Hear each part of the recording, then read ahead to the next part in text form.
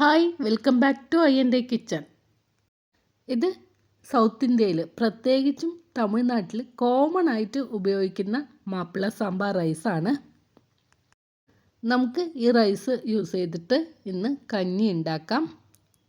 ആദ്യം ഞാനിത് 3-4 തവണ നല്ല വൃത്തിയായിട്ട് കഴുകിയെടുക്കുന്നുണ്ട്. ഇനി ഇതൊന്ന് ബ്ലെൻഡറിൻ്റെ ജാറിലേക്ക് ഇട്ട് കൊടുത്തിട്ട് ഒന്ന് പൾസ് ചെയ്തിട്ട് എടുക്കുന്നുണ്ട്. ഒരുപാട് പൊടിയാക്കുന്നില്ല കേട്ടോ, ഒന്ന് കറക്കി എടുക്കുന്നതേ ഉള്ളൂ.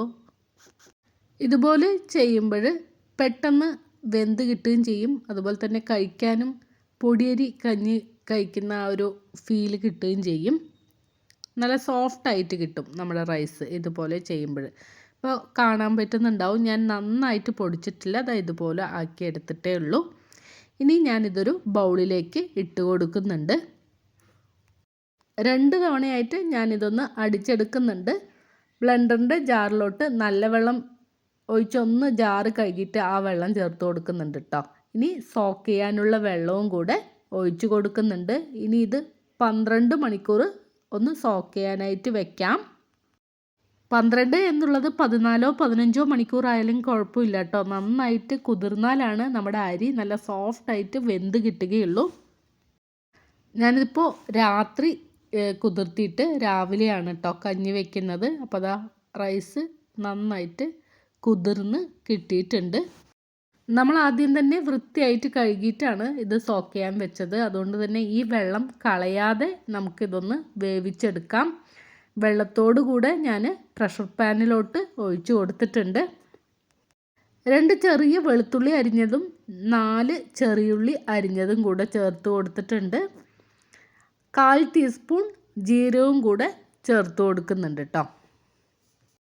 നമ്മൾ നേരത്തെ സോക്ക് ചെയ്യാനായിട്ട് വെച്ച വെള്ളം മാത്രമേ ചേർത്ത് കൊടുത്തിട്ടുള്ളൂ. ഇനി റൈസ് കുക്ക് ചെയ്യാൻ വേണ്ടിയിട്ടുള്ള വെള്ളവും കൂടെ ചേർത്ത് കൊടുക്കുന്നുണ്ട്. ഒന്ന് മിക്സ് ചെയ്ത് കൊടുത്തതിന് ശേഷം ഞാനിത് പ്രഷർ കുക്ക് ചെയ്യാനായിട്ട് വെക്കുകയാണ്. ഈ റൈസ് കുക്ക് ചെയ്യാൻ കുറച്ചധികം സമയം പിടിക്കും. അതുകൊണ്ട് തന്നെ ഫുൾ ഫ്ലെയിമിൽ 4 വിസിൽ വെച്ചിട്ടുണ്ടായിരുന്നു. അതിനുശേഷം ഫ്ലെയിം കുറച്ച് വെച്ചിട്ട് വീണ്ടും 4 വിസിൽ വെച്ചിട്ടാണ് ഞാനിതൊന്ന് കുക്ക് ചെയ്തിട്ടെടുത്തത്. തീ ഓഫ് ചെയ്ത് കൊടുത്തിട്ട് പ്രഷർ മുഴുവൻ പോയതിന് ശേഷം മാത്രമാണ് കേട്ടോ ഇത് ഓപ്പൺ ചെയ്തെടുക്കുന്നത്. നന്നായിട്ട് കുക്കായിട്ടുണ്ട് നമ്മുടെ റൈസ്. ഇനി നമുക്കിതൊന്ന് മിക്സ് ചെയ്ത് ഒന്ന് ഉടച്ചു കൊടുക്കാം.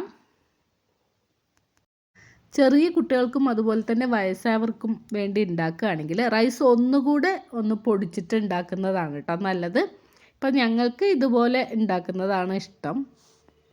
നന്നായിട്ട് ഇതൊന്ന് ഉടച്ചു കൊടുത്തിട്ടുണ്ട് കേട്ടോ. നമ്മൾ ചേർത്ത ചെറിയുള്ളിയും വെളുത്തുള്ളിയും എല്ലാം നന്നായിട്ട് വെന്ത് ഉടഞ്ഞ് പോയിട്ടുണ്ട്. റൈസും നന്നായിട്ട് കുക്കായിട്ടുണ്ട് കേട്ടോ. അത്യാവശ്യം നന്നായിട്ട് ഉടച്ചെടുത്തിട്ടുണ്ട്. ഇനി നമുക്കിതൊരു ബൗളിലോട്ട് മാറ്റാം.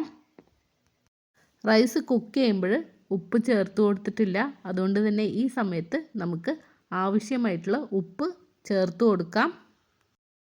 ഇനി ഇതിലോട്ട് തേങ്ങാപ്പാൽ ചേർത്ത് കൊടുക്കുന്നുണ്ട് കേട്ടോ. എനിക്കിവിടെ തേങ്ങാപ്പാൽ അല്പം കുറവായിരുന്നു, അതുകൊണ്ട് ആദ്യം കുറച്ച് വെള്ളം ഒഴിച്ച് കൊടുക്കുന്നുണ്ട്. എന്നിട്ട് 1 കപ്പ് തേങ്ങാപ്പാൽ ചേർത്ത് കൊടുക്കുന്നുണ്ട്. നിങ്ങൾ ഉണ്ടാക്കുമ്പോൾ ഒരു വലിയ തേങ്ങയുടെ പാല് മുഴുവനും ചേർത്ത് കൊടുത്തോളൂ. വിളമ്പുന്നതിന് തൊട്ട് മുന്നേ തേങ്ങാപ്പാൽ ചേർത്ത് കൊടുത്തിട്ട് ഇതുപോലെ ഒന്ന് മിക്സ് ചെയ്തെടുത്താലും മതിയാവും.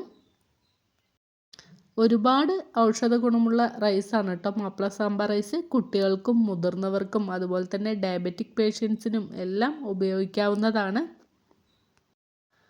അപ്പോൾ ദാ വളരെ ഹെൽത്തി ആയിട്ടുള്ള മാപ്പിള സാമ്പാർ റൈസ് തേങ്ങാപ്പാൽ കഞ്ഞി റെഡി ആയിട്ടുണ്ട്. ഇനിയിപ്പോൾ റമദാൻ നോമ്പ് തുടങ്ങാൻ പോവുമല്ലേ. അപ്പോൾ നോമ്പ് തുറക്കാനും അതുപോലെ തന്നെ അത്താഴത്തിനും എല്ലാം തയ്യാറാക്കാൻ പറ്റിയിട്ടുള്ള നല്ലൊരു വിഭവമാണിത്. ഈ റമദാന് ഇതുപോലെ ഒന്ന് ട്രൈ ചെയ്ത് നോക്കൂ. ഇതൊരു ഹെൽത്തി റമദാൻ വിഭവവും കൂടിയിട്ടാണ്. ഇത്തവണ ഞാൻ ഉണ്ടാക്കിയിട്ടുള്ളത് ബ്രേക്ക്ഫാസ്റ്റിനായിട്ടാണ്. കഞ്ഞിയുടെ ഒപ്പം നല്ലൊരു തേങ്ങ ചമ്മന്തിയും കൂടെ ഉണ്ട് കേട്ടോ. പിന്നെ എപ്പോഴും പറയുന്നത് പോലെ തന്നെ ഈ വീഡിയോ ഇഷ്ടപ്പെട്ട് കഴിഞ്ഞാൽ ഒന്ന് ലൈക്ക് ചെയ്യാൻ നോക്കുക. സബ്സ്ക്രൈബ് ചെയ്യാതെ കാണുന്നവർ സബ്സ്ക്രൈബ് ചെയ്ത് സപ്പോർട്ട് ചെയ്യുക. മാത്രമല്ല നിങ്ങളുടെ അഭിപ്രായങ്ങൾ കമൻറ്റ് ബോക്സിൽ അറിയിക്കുകയും കൂടെ ചെയ്യുക. മറ്റൊരു നല്ല വീഡിയോയുമായി വീണ്ടും കാണാം. അതുവരെയും ബൈ. Thank you.